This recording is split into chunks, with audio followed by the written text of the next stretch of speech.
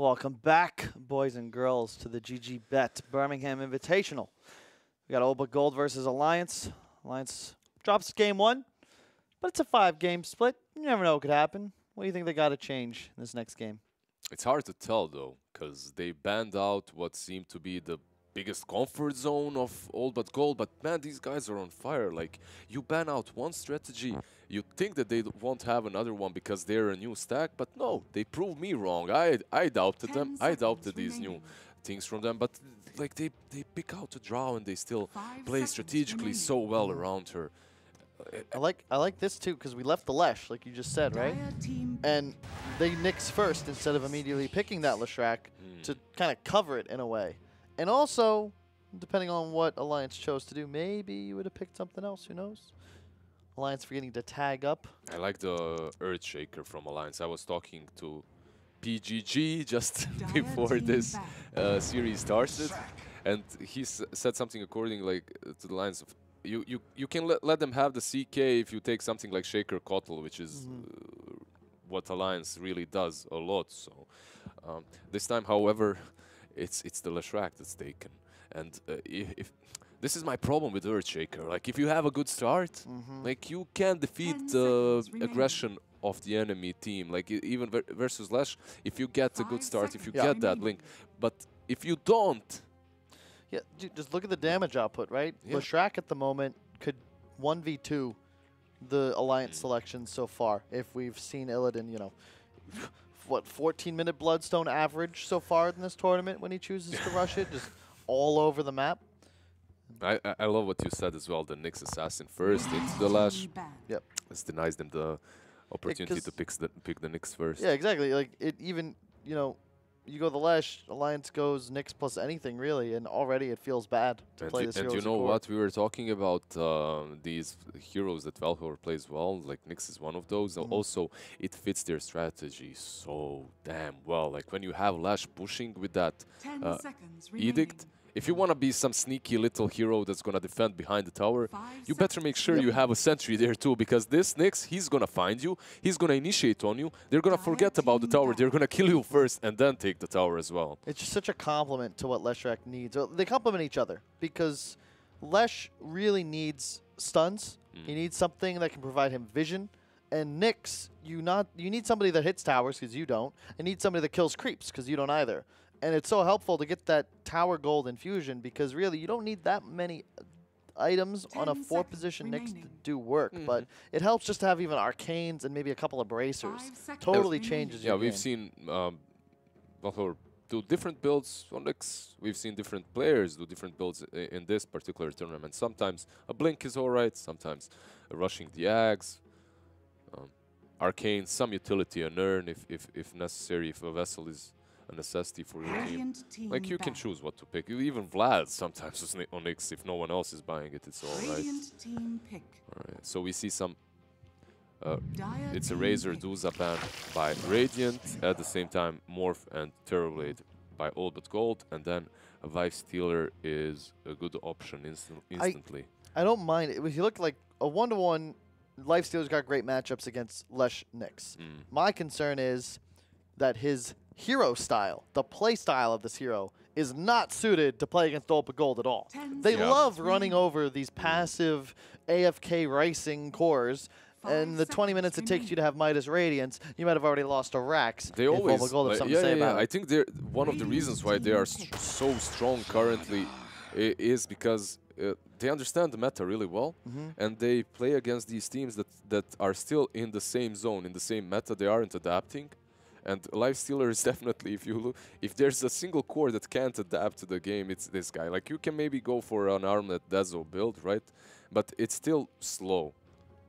Perhaps, though, with the Vengeful minus armor, Life Stealer, and you combo it with something else, you're going to be able to take down Lesh very fast. You do have that built-in rage. And I mean, BKB. And another problem, if you're going Midas Radiance, you're playing versus Nyx. He always has an easy time setting up with Carapace. Speaking of stuns, sometimes it's hard to impale, but you Carapace first into the Radiance, then you impale, then you have Lesh following up. Also, Slardar, this is a good lane for him. Like, Slardar should win that lane. It depends, like, what the dual lane is going to be like. but Slardar versus Lifestealer is usually favored for him. Yeah, and certainly the way they've been playing, you just pop your ulti on that Lifestealer, and all of a sudden, Madara won't be able to even enter the engagements. And that's my other concern with Lifestealer, third pick, when you're playing as second pick, because 3 heroes is a lot to hope your Lifestealer continues to have good matchups. There are good bans, though. Like on both sides, good bans, eliminating some heroes that are good versus Lifestealer, so I believe that's why they went for him. Razor out, Duza out, Morphling out, Terrorblade out, so... I don't know how I feel about this Venge Shaker opener. You know, the more I think about it, we've talked about it a lot on the stream. Just 2 heroes that they're not that versatile. Like, sure, you could put Boxy on it, but the Shaker that is. But I feel like, say, a Clockwork here would be amazing. But if you look at the composition that Alliance would be left with, it just doesn't seem very synergistic. Whereas if you have, say, instead of Avenge, some 5 position that provides maybe a bit more AoE team fight, some Jakiro or something. It fits a bit better. I mean, they're missing many things here. They have a lot of single target disabled. They have the Shaker with the Fissure, but what they're lacking right now, first and foremost, is wave clear. Like no way of wave clear and tower damage. And tower damage. So you don't have ways of defending, and at the same time, you don't have ways of pushing without getting big items. All right, so this is gonna be what a core. Immediate SF. Like, this is one of my favorite old school combinations, dating all the way back to the days I was playing Han, right? Where both Slardar and SF were, so of much course, minus armor. Yeah, they were direct ports. And yeah, it's ranged carries plus Slardar. You can go that full team fight item build on SF. Arcanes, Greaves, who cares? You have a Slardar. You're going to do plenty of right-click damage no matter what. It's just about now increasing the lasting power of your own hero and your allies in these team fights. And if you look at the Alliance lineup right now, they look they're just totally outmatched in any 5-on-5. Like where's their damage output at the moment? This lineup overall of Alliance looks very hard to execute. Like on one side of Old But Gold, you have it already. It looks like a complete lineup. You just need to find.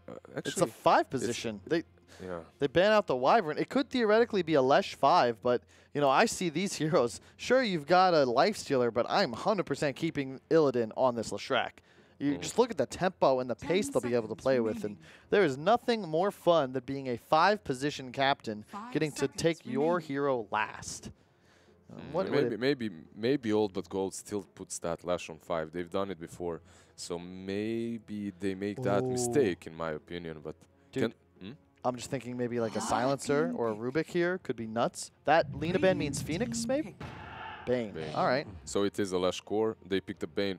I like it. Strong laner, crushes Lifestealer. Crushes Lifestealer. That Enfeeble is great. Grip, not so much in this particular match. There's a lot of ways of dealing with it, right? But yeah, overall, a pretty good pickup for them. You already have the wave clear advantage. You're already able to win team fights, so why not just get like the strongest laner available in the pool, and also collect great synergy when you consider you have 3, really 4 heroes, I'm counting the SF, that are just loving a sleep setup. I just want to point out that even though they have this Lash plus SF that are probably going to be the 1 and the 2, right? They aren't weak late game if this game goes far, because you have this Slardar who can also scale. And I wouldn't mind seeing the Slardar buy like a Midas even and just scale super well. Storm Spirit, it didn't work for them before. We'll see. Yesterday, I believe they lost with it versus Empire. It's a tough pick into a Nyx, isn't it? Like yeah. They needed something that would give them the ability, for lack of a better term, like just to win the game. Because right now, it felt like you'd hit 20, 25 minutes, and Old But Gold would just be so much stronger that at a certain point, they'd kill you, and they'd go walk down your lanes. Now you've got that Storm Spirit Lifestealer combination. You've got the ability to find the Bane, to find the Leshrac, and you're also a very high armor hero for an intelligence pick. And also, when that Shaker does get the Blink Dagger, you're going to have the Storm zipping in with the Nikes. You're going to have the Shaker blink in, so you can cut the lines and get the targets that are necessary to get first, like a Lash or even an SF. So overall, it can work, but they're going to pressure you so hard so early on that I'm not certain you're going to be there on time and with once the again, items. Which core on Alliance before, what, 15, 20 minutes can influence the other lanes. Who's actually going to decide, hey, I'm level 7. I'm going to go TP. I'm going to go smoke and find kills to help out my team. Koikva, perhaps, he had a fantastic game yesterday early on. That's if true. you remember, he fell off after the laning stage. Like, during the mid-game, he didn't really do that well. Like, he got kind of lost, picked off a couple of times. I believe he was playing versus a Rasta as well. This time around, they do have Nyx, they do have Lash and Bane, but there's not a lot of instant catch for that Storm, so he can still maneuver around those heroes, right? And he has he has some save on his side. Overall, he's going to have to like, he's going to have to be the playmaker of his team, specifically if Nyx goes for Radiance, because they're going to be, like, you're going to see the casual less short but gold game in which they pressure your towers, like, from minute 8 until minute 18 without stopping, like, one after another. And it's going to be important that they just, I guess, get those core items online before things get too out of hand. It's troublesome. I just don't know, win or lose here, if I like the strategic approach Alliance has taken to try and defeat this old but gold roster. It just feels like they're countering by far the fastest playing team in this tournament with a reluctance to combat them. Like, they're banking on being able to get to like 30, 40 minutes plus a level 25 Storm, a huge life stealer, before they actually try and make things happen. And look at this. Yeah, I mean, it's easy to... It's not going to happen. Hey, you can keep going. They're not catching anybody. Like, from distance and from the caster's perspective, like, it's easy for us to say that. However, it's a bit harder to just adjust your whole strategical approach. I think that's what Old But Gold are golden at right now. They're not adjusting their strategy. Like, they're changing heroes, but their strategy stays the same. The way they rotate across the maps pretty much stays the same every single game. Yeah, I mean, it worked for OG at TI, right? You know, pick a lane-dominating creep summon hero for No Tail, and pick Ana hyper carry, and everybody else buff his damage output. Rinse, repeat. Just pick Ana. Just get Ana. That's true. Yeah, that would be the key. Yeah, they'll be taking on, I think, OpenAI 5 in a couple hours over in Los Angeles. So after this tournament concludes, you can probably check that out. It's how Skynet starts. First they came for the Dota players, then they came for us.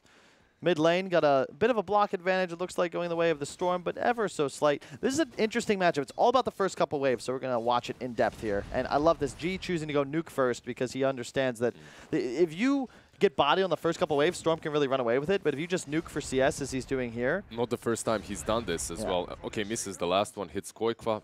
The odds, however, again, Old But Gold's favor, a little bit even better odds for them now. Madara goes bottom. They do have a tri-lane here. And Insanity's tanking the creep wave, though. You got to be a little careful. Nice double stun from Vel here as well. Ilan just going to immediately teleport top, recognizing Fisher's on cooldown. Or rather, he had actually skilled his enchant, so... Yeah, enchant is there for the last hits, for the trades, so no Fisher to help out. See Vance Core just bodying Taiga here. Like, Bane is one of the hardest heroes to lane against. One of the best lane dominators when it comes to position 5s. It's very hard to trade hits with him. And I like just, I think Insanity is going to have a lot of pressure on him. You know, we're talking a lot about the Alliance cores, but SF specifically hates playing against Venge. You swap him to interrupt the stun. You can rotate on him early on as well.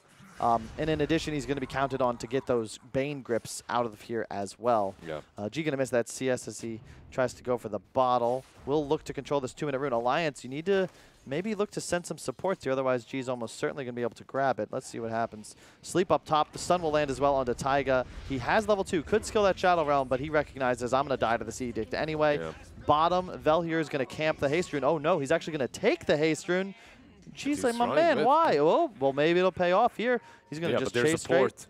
Yep, that's the Dark Willow. He's got that Q off cooldown, it looks like. Vel here trying to get the Carapace stun off onto Koifa, but wisely holding on to that Q nuke to ensure a lot of creeps on SF, however. G is going to take a lot of damage there.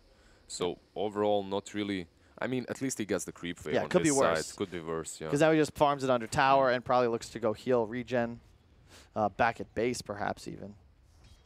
Maybe just sends himself a salve or something similar, we'll see. Taiga.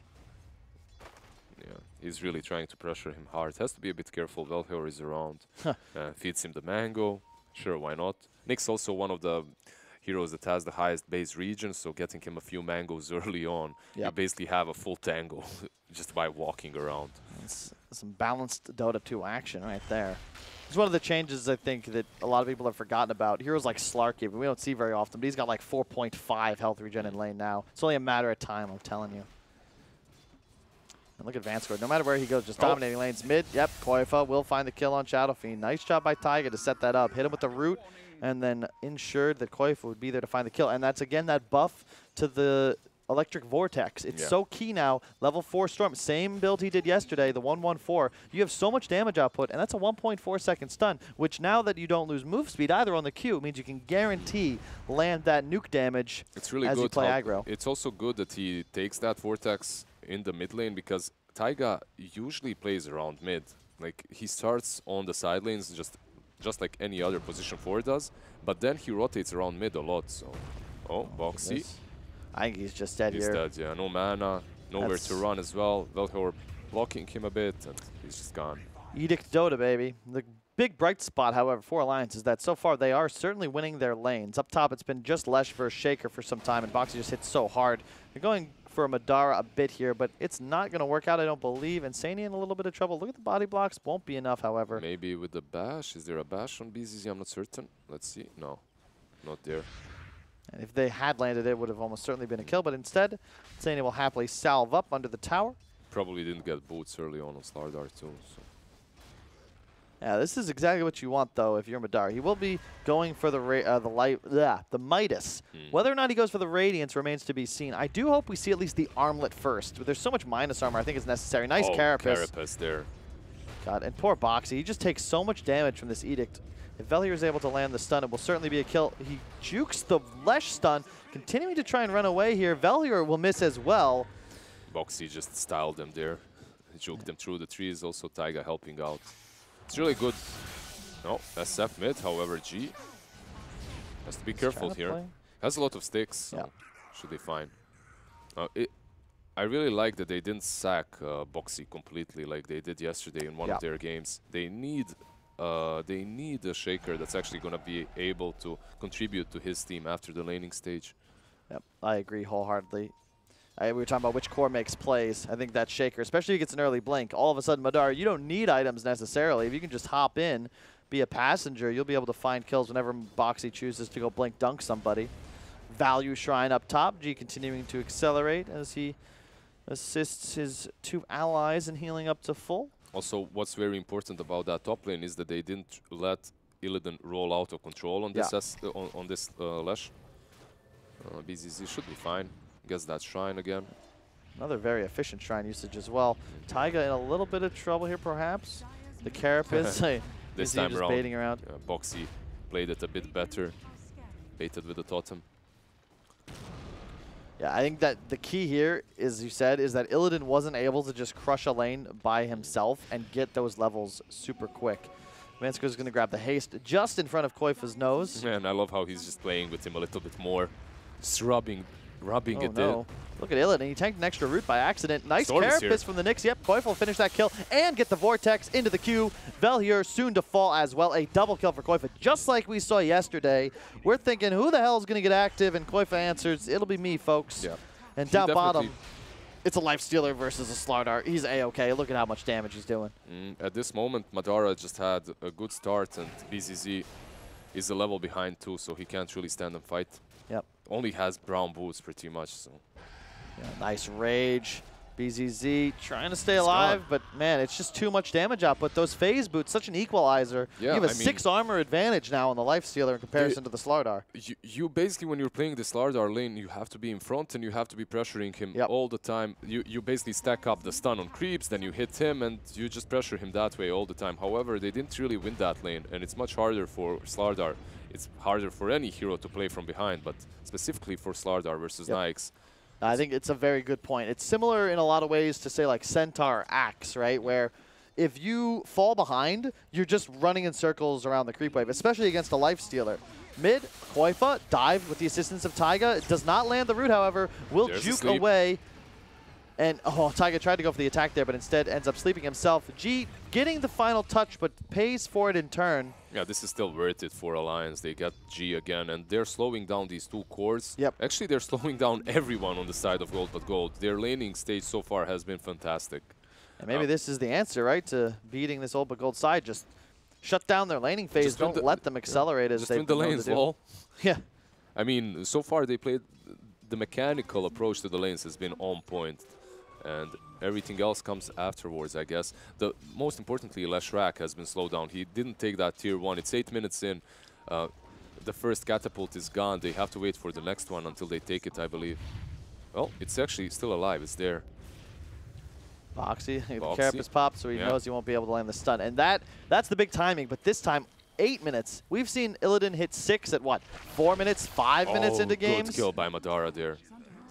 Yeah, he's going to have a Midas soon as well. Alliance is just skyrocketing in the net worth department this game. Can't count the Dire side out just yet, though. We've seen them execute this sort of lineup many times successfully even when they fall a little bit behind, they're just 1K behind 9 minutes in. The levels aren't there, though. That's a bit more problematic, but suddenly they're just going to start grouping up, going for these towers, and that's when it becomes scary for Alliance. They just have to get, like, this is what they needed to do. They needed to win the lanes and get these items that are very necessary for them, but Boxy, he has to stop dying.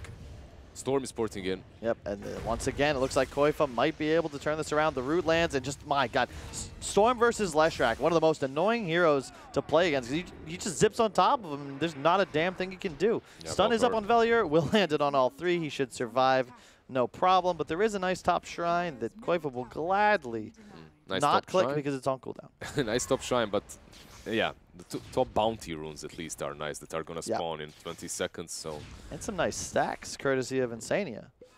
And another one. Yeah, Alliance are really good when it comes to these stacks. They always have a couple across the map, either for someone like a Sven Madara in that last game or now for the Storm Spirit. On top again, so much aggression. Velier and Illidan just constantly running forwards. Taiga does fall, and Velier is baited to use that carapace this time around. Madara, but he's got 2 levels on this bottom lane, man. If it had gone just a bit better for this Slardar, this would be a totally different game. Yeah, if you get that 6 specifically a bit earlier, you have amplified damage versus that Nike. Suddenly you can man-fight him even one-on-one. Especially when you max the bash, right? We've been talking about it. If you're ahead as a Slardar, you just keep hitting him in the face, but when you fall behind like this, it's very difficult to trade properly with Madara, who's just been sitting down here alone, but still absolutely free farming. Yeah, we'll see now. Those hits hurt. However, Storm has ported. He realizes that they're going to try to do something about this, and he's zipping in on bottom lane, though. Yeah, he went for it. Top, they lose the tower, and Taiga doing his best to juke the stuns here. Will pop a fear on himself, should survive. Madara was able to take out BZZ. Koifa again, now finding 2 kills bottom lane after continuously able to make moves up top as well, doing a great job at ensuring that Alliance continue to stay ahead in every lane. I actually like Illidan's build this game. He isn't going for his usual Bloodstone, but he's still tanking up with the crowns, gonna get that 8 toss. It's a nice way to catch this Koifa Storm as well. It is a projectile that's not the fastest one anymore, as it has been nerfed, but at the same time versus Koifa, actually the range got nerfed, right? But it's a good item on Leshrac to set up the stun to catch Storm. So you need the HP. You're against so much magic damage. You don't want to be in a position where Koifa is just freely able to zip on top of you anytime you're disabled. I love the Shaker Willow in that regard because it's just great setup. Koifa he's on gonna a ward. Run into them. Oh, that wasn't. I don't think they're doing enough damage here. They didn't get the edict no mana off. Though. Not enough mana there to run out as well. And this is all but gold. Once they take that first tier 1 and Lesh is not there, be prepared, man. He's coming. He's coming somewhere on the map. Some tier 1. Of course, the bright spot is, as we've repeatedly said, bottom lane. Madara is beasting, or should I say feasting, on this Slardar. Already with the Midas and BZZ with absolutely no game. However, Illidan and Velier have arrived. It's just so difficult to battle into an overleveled lifestealer. Yeah, I think he just boards out. You just give them this tower. You get out. Yep. You get out. You dodge this. Velier has pulled the creep wave as well, it seems. Now he's just invis, so... We talked about the importance of sentries, right? And you got 2 on both choke points into the Radiant jungle. Great job once again by Insania. However, it will lead to his ward being taken out as Valkyr continues to pursue Taiga, just waiting for him to use some sort of spell so that he can carapace it, but doesn't look like it'll happen. G, yep. There's the Venge swap as well into Boxy. Walk forwards, the stun, the Fisher. They will get the ult off on top of him thanks to the starter. The grip to follow. That should be dead Boxy. You actually get swapped backwards. Don't know if that's what Insania intended. Will it be enough? Indeed it will. A 1-for-1 exchange, but I think that if I'm Alliance, I'll take that. However, bottom lane, Illidan took that tower down. You look away for just a moment and that Leshrak's Edict. It's all you need to slay those tier 1s. They're doing much better than Gambit did yesterday, though, at taking these fights that are favorable for them. And even though they are losing objectives, you have to understand that you're playing versus this lineup that is going to take your towers. Yeah. It doesn't matter if you fight them there or not. So at least they're getting these big pickoffs on SF somewhere else for the third time now, I believe so. I still just don't know how I feel about the Radiance, man. Koifa could be, he's going to maybe look to Carapace. Ooh. Valier wanted to, but as soon as you see the Venge TP, it's just not a thing anymore. But yeah, I'm just concerned that the Lifestealer still might not come online in time. Haste on Koifa, they're going to move forward to you. They do not have grip, remember. Oh, BZZ stuns late. That means the Madara is going to be able to get the rage off. Koifa zips forward. He's going to go straight for BZZ. That's going to be a kill, no question. Now Vanscore as well. There's a haste on Storm, as you said. He's going to die there too. They do take down Venge on the back, it seems. Uh-oh, and yeah, Koifa out of mana. However, he does have that haste rune, and look at this. No rage for 2 seconds. Dude, the damage! That was ridiculous. Oh my god! And you can't rage versus that either. The Edict works even though you're raged, so... This is looking spooky. Remember, G hasn't even been participating. He's still just racing through the jungle. Already, Illidan surpassing Madara in net worth thanks to that kill, and the mech is flying out to Shadow Fiend. You're hitting the time of the game where this old but gold lineup starts to thrive. And yeah, this is it. 15-minute runes in just 20 seconds. This is... they won one of their games yesterday around this timing, like 16 minutes in. And yeah, we're just going to see them rush down these tier 2s now as they have the mech completed. The Shaker, even though he's a core, he has no mobility items yet as he's building towards the Aghanims. He only has the...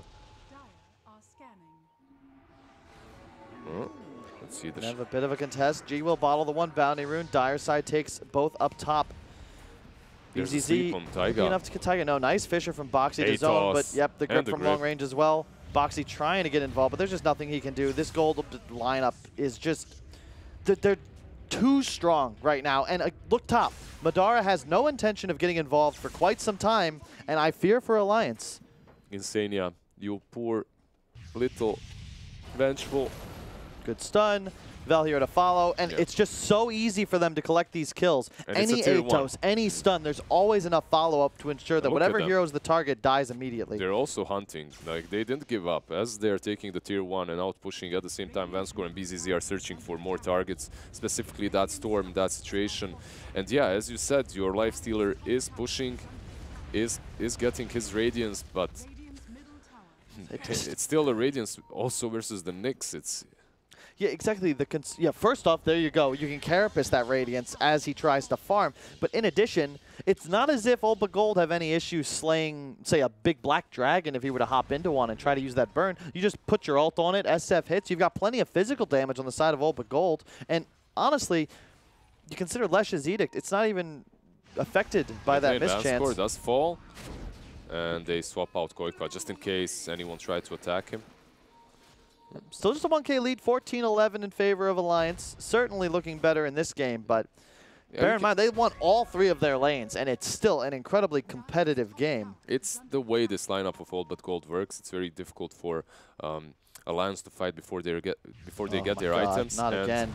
It's very hard to get your items when you're being picked off all the time. It's so easy. Yeah. Every single Atos. You talked about it. The pickup on Illidan certainly making sense here. Not going for the Bloodstone, opting for the Yules instead. I like that decision because it means that he won't just be...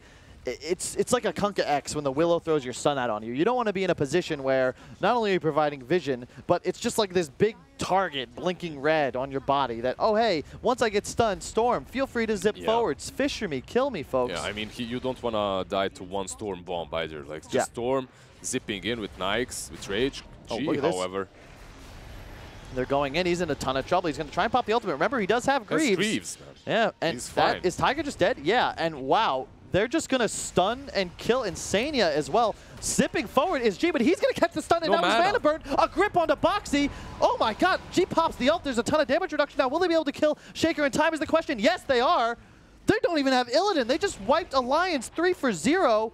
And they're going to walk up the high ground. And Lash is just connecting right now. I just have to say, I understand why Alliance did it. They saw the Lash port and they expected this G to maybe be out of position all alone. They basically expected everyone to be porting away as Illidan did. But this is not the first time that I see Gold do exactly this. They bait out the port and then they continue fighting 4 versus 5. And they win because they have all the utility that they need to win these fights. Second consecutive game. A tier 3 dies before the 20-minute mark, and Old But Gold, content with their earnings, are going to walk back into the Radiant jungle, or are they? Though? Yeah, Valhalla returns. There's Atos as well on Madara.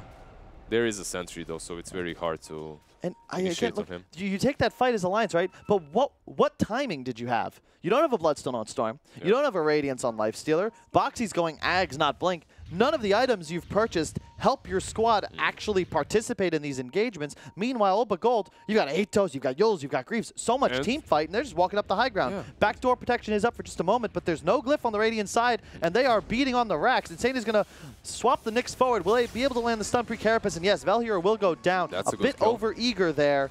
Mid lane, Bane looks to be CCing the Boxy Earthshaker. BZZ also left alone lonesome. I think they're going to have to cut their losses after Valhalla dying the way he did, and you can just go back. Also, Boxy uses Echo mid lane. This should be Roche for Old But Gold once they respawn, though. They have the amplified damage from the Slardar. There's no Echo. You should be looking at that next. The first real big mistake I've seen Old But Gold make in a couple of days, too, where it's just Valhalla, a little over-eager. You've got to expect there's going to be sentries in the base. Exactly. I'm not really certain why he didn't expect that, why he went the way he did. Got punished a bit, perhaps thought that his teammates are going to be able to help him out. Because of that, they lose 3 heroes across the map. And they get Boxy a chance to finish his Aghanims before they push for the high ground. However, Valhalla... I was going to say, Boxy's staying up there for quite some time. BZ's going to pop the ultimate. Don't know if they're going to be able to land this kill. Nope. Great Terrorize, actually, as he gets out. Yep, as the bounty runes have spawned as well, which means that Dire lose all 3. Really well done by Alliance here. That one engagement has not just propelled Madara to the top of the net worth charts, but it's bought them that truly necessary time to get all their core items online. And you can see the gold graph jumping upwards, almost even. In fact, Alliance with those bounty runes take a lead. Atos on the Storm. He has Invis rune. Maybe that's going to be able to help him out. There's a grip, though. Is he just... Is there a swap? Oh, that's such a... And that's Roche. That's such a bad position to die in, to get caught by an Atos. Daytime as well. Yeah. He has a ward. He saw Illidan run down the lane and just tank the Atos. What? Overall, you know what? It always comes down to this. So Old But Gold, they can make a couple of mistakes, and that's fine because all it takes is just one from the side of Alliance and your objectives are gone.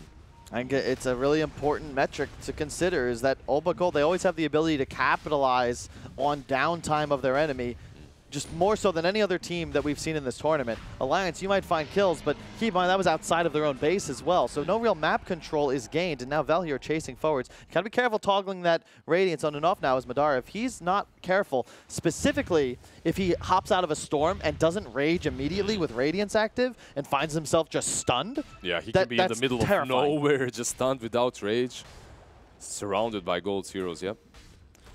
Like this casual Yasha on G just to increase his damage output ever so slightly. And they're killing top Shrine because that tier 3 bottom is already taken down, of course. Yeah, I mean, there's no... They do have that Aegis, but it's unnecessary for them to just push the matter and go high ground at the moment. They can smoke up, get a pick off. Your Slardar still doesn't even have a blink. So he will soon, though. Yeah. And that's another way for them to initiate. And you can really...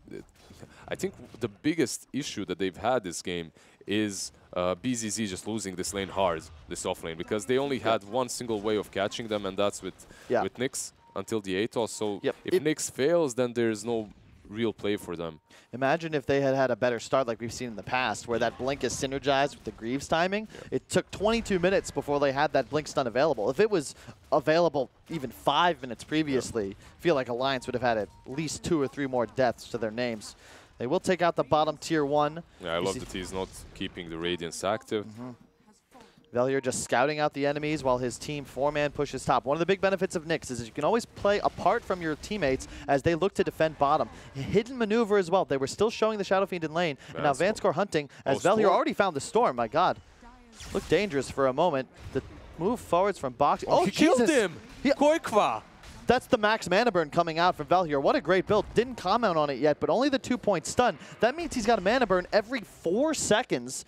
And you saw the damage output. Yeah, Koikwa should know that. Instead of zipping out and getting away, I think he got baited by Boxy that was coming in. So he might have thought that together they had a chance of taking down the Nyx, but you get mana burn twice and you're gone, man. Oh, yeah. That's very, very unfortunate. Koikwa, even though he played out of his mind early on, created a lot of space for his team. A couple of deaths with that Atos on mid lane and out to Nyx. Oh, jeez, and look at the item. Behind. Aeon Disc now up on the Illidan Leshrac. Surprising. I thought it was a Bloodstone that was going to come out. But he doesn't want to be blown up. That's the bottom line. Like even the Yules, as we said, you don't want to be killed in one stun. And specifically right now, even against the Echo, you're going to be able to survive. They smoked and they scanned. They know they're there. They're just going to jump in. In fact, they do. Willow gets the invis off. Will it be enough? He's just going to die to the AoE damage. Yeah. It's not going to be enough. Man, Opagold, they are playing with fire. So aggressive. Insania looking for a swap perhaps, but remember, G does have that Aegis for 2 more minutes. They got to watch their positioning. The Aeon Disc is going to proc in just a second. There it is. Illidan tanks the stun, but he's making so much space. Boxy misses the jump forwards. Now BZZ, he connects. Will be able to land the stun onto the Willow. Oh, Boxy coming forwards. The sleep onto Illidan. The stun is good. He's going to use aggressively as well. They still can't kill Illidan. Boxy going to jump forwards, gets the Fisher off on 2. Where's G in the meantime? Just not actually even engaging anymore, moving towards the top side. He sees a lost fight, and he knows that it is time to get out of dodge. They lose 4. Old but Gold, a little too aggressive, yeah, very and well Alliance played. find the punish. Very well played by Alliance overall. Only Taiga that had to buy back pretty much. I believe what's really good is that they didn't go on G. They kind of ignored him completely. He had to run away as the rest of his team was just being initiated on and killed. Yeah. I think you got to be a little more passive as BZZ. If you try and jump in and only find that one target, it's not enough. And it's so easy then for the rest of the Alliance heroes especially to because abuse. he's so underfarmed as well for this. Like, look at him. He's lower net worth than Nyx, right? Like 1,000 below his position 4. So overall, if you want to be playing like that at this moment, I believe that he's used to having items at this point, right? When they are threatening high ground. So it's a little bit weird for him to only have 2 bracers and a blink. If he had that BKB, perhaps, in that engagement, it's a completely different story. But because he didn't, it's much harder for the rest of his team to play around him. Yeah, but I will say, you know, win or lose, both teams playing well. Definitely the best Dota we've seen so far. And I like how Opagold, you know, they make mistakes here and there, but it never feels like they've lost their plan. Like we saw Gambit, I think, tilt a little bit yesterday. Opagold, they might just get crushed. Doesn't matter. They're back for more. They're back for more, but they have to be careful because if they get repelled one more time by Alliance, this game is going to roll out of their control. Another swap forwards. The Aeon Disc isn't active for 2 more seconds. He's going to Yulz himself. The Aeon should proc right as he comes back down. In fact, it does. Going to move forwards. That's the stuff we're looking for from BZZ. The grip as well into Boxy. He's going to die, as does Willow. Illidan will possibly fall. Yes, indeed he does. That's the BKB reveal on Koifa. A 3 for 2. And G, once again, going to back away. Has that 10-second BKB, but unable to really utilize it effectively. And the high ground of Alliance, especially if they're the ones able to start the fight onto the critical target of Illidan's Lesh. And they didn't even have to buy back the Earthshaker there. They still won the fight. They defended.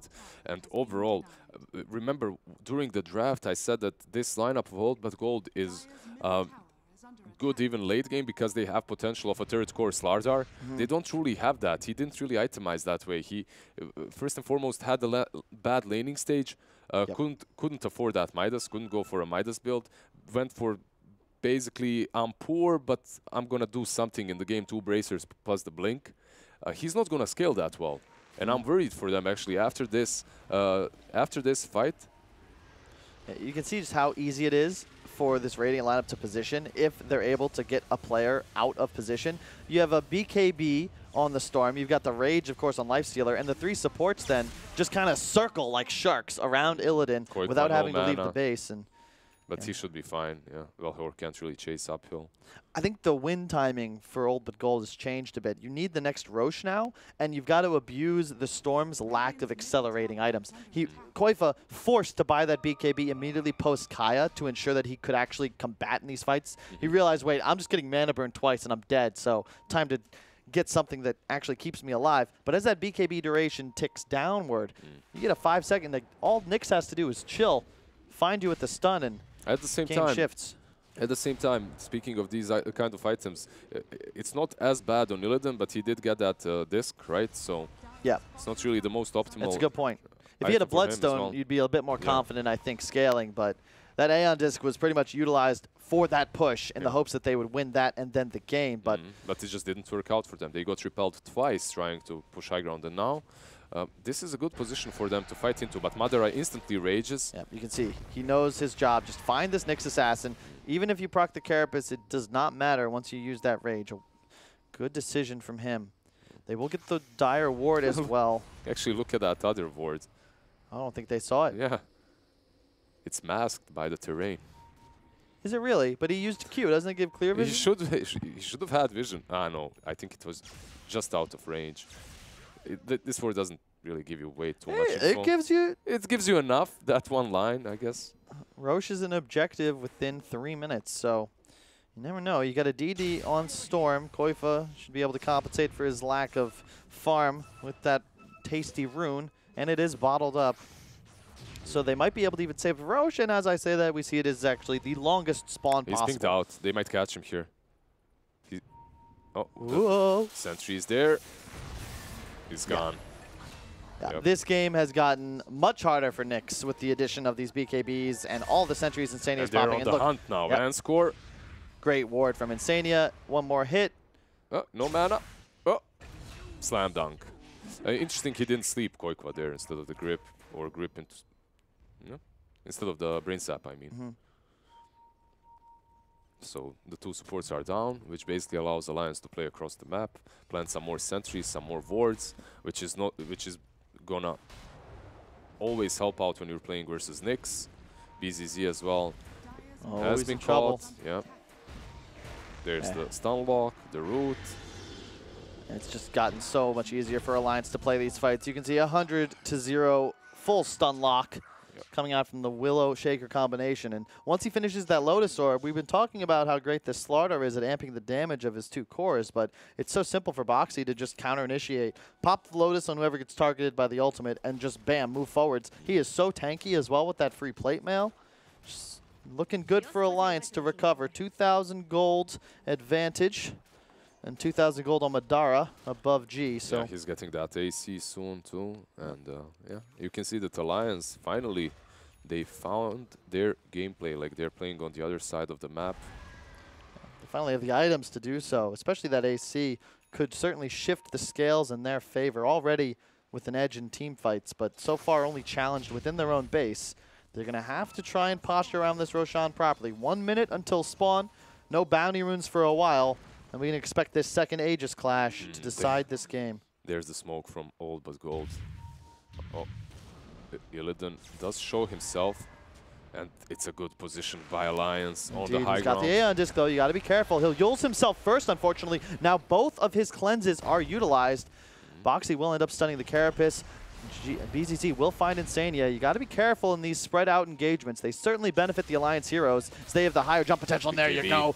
Lifestealer delivered immediately into the team fight. The grip onto the Storm's BKB though. G popping the ultimate for the damage reduction. Koifa out of mana, trying to kill off Taiga. Might be able to do so, but a huge dunk from Boxy on the backside. Will be able to take out both of the other remaining cores on the side of Old But Gold. No BKB anymore on G, and exactly. He gets used up in the air. Aggro from Willow, and bam, there's just too many stuns. That should be the end of the Shadow Fiend in 3, 2, 1. Vanscore should survive as he ports away before Taiga had the vision. However, Valhor, he's been caught. Boxy, a little bit too far to use that fissure. This time, he used the dust way too far. Yeah. Oh, however, Nyx shows himself. Yeah, he's got him. And now Roche is up as well. One of the best heroes to give that Aegis to Koikwa on that Storm Spirit. And this is Aegis Cheese, I believe, too, right? It's the second one. Yeah, a really good position for Alliance right now in the game. I believe they pretty much have a clear way of winning it. It's very hard for All But Gold to scale from now on and come back into the game, as their strategy has always been this hyper aggression early on, which culminates into all your tier 3s falling like minute 25. This time, however, Alliance, they repelled them twice on the high ground. They didn't lose a side.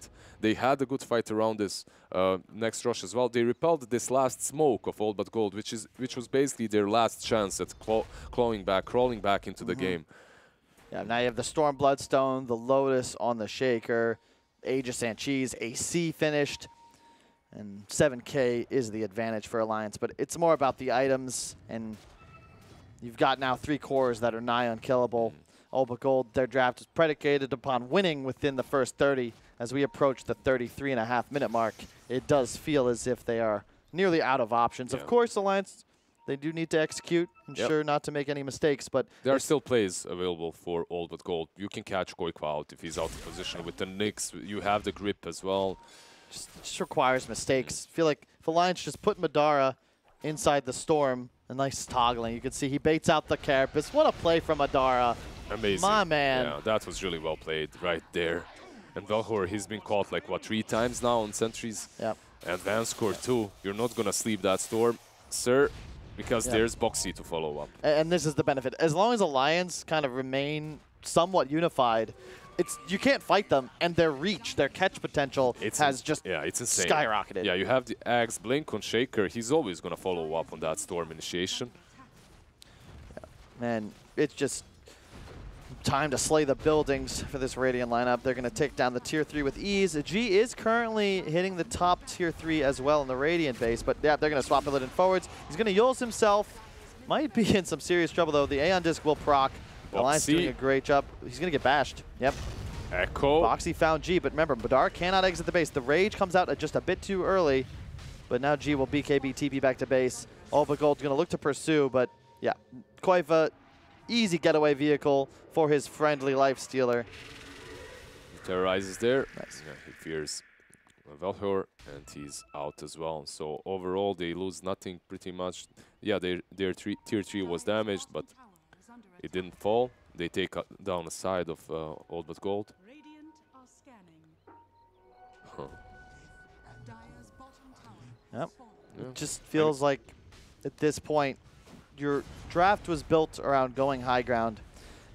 15 minutes in to 25, like pretty much taking full control and finishing the game by then. But yeah, you can even look at the way the bounty runes have changed. Since the 20-minute spawn, Alliance has picked up 13 to only the 3 of All But Gold. Been dominating the map and possibly looking to close out this second game sooner rather than later, although I don't feel like the Alliance draft really has any pressure to make things happen. They I can believe just chill. so as well. I think like the one that could be the saving grace for All But Gold is that Slardar, but he's way too far behind. Like it's very hard for him to scale into the late game, and he might just die here. Yep.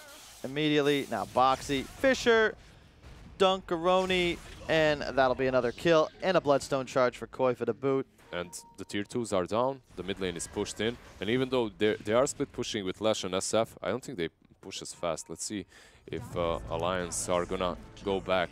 I don't think so.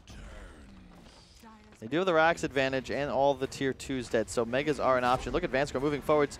Oh, he gets rooted behind the tree, so we won't be able to actually stop Koiva's TP, who then zips forwards, immediately finds the kill on the G pre-BKB. Vel here probably going to die as soon as that Yules comes down. He's been caught too. Yeah. So they get all 3. Yeah. Yeah. That is most likely the game GG. here. If you look back up top, they have been able to take out Taiga, but yeah, that is it. All But Gold, they recognize it. Respect for trying to make plays to do something to win this game, but you're just too outmatched once it goes this late. They remain true to their strategy, but I really have to commend Alliance for adapting against it and playing properly. They picked this Nyx, which we've seen this Nyx lose so many times versus All But Gold's lineup and their playstyle, right? But what's very important, I believe, is that he had a super good laning stage. Yep. He got that Radiance on time, and also Slardar had an abysmal performance in the lane. Credit to Alliance. They've evened the series, but like consider that Lifesteal was 3,200 net worth to Slardar's 1,100. Yeah. Like they won every single lane. They found kills from Koifa, double kills in both side lanes. That couldn't have really gone better for Alliance, and yet it still felt like they were one poor team fight away from losing another game. Still feel like maybe you want to tweak the strategy a bit. We'll see if they can play like that. They'll look good in Game 3, which is going to come up in just a moment.